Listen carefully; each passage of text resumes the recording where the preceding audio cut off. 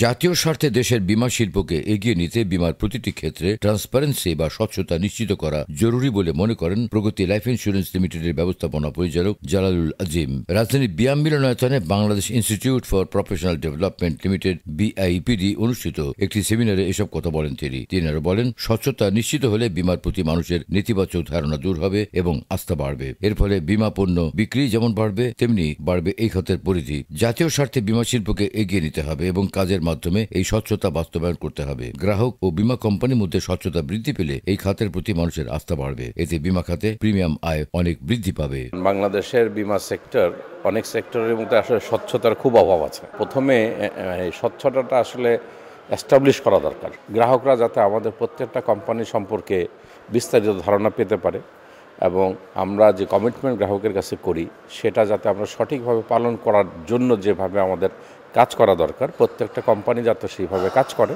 বিমা সেক্টর বাংলাদেশে অত্যন্ত সম্ভাবনাময় একটি খাত, জাতির এই বাংলাদেশের অর্থনীতিতে যথেষ্ট ভূমিকা পালন করতে পারে, অনেক বেকার সমস্যা দূরকরণে কাজ করতে পারে, মানুষের অর্থনৈতিক অবস্থার উন্নয়ন ঘটাতে পারে, কিন্তু মূলে আস্থা অর্জন করতে হবে। আমাদের বিমা ক্ষেত্রে আস্থা অর্জনের একটা বড় জিনিস হচ্ছে যে বিমার দাবি সময় মতো এবং ঝামেলাবিহীনভাবে প্রদান করা।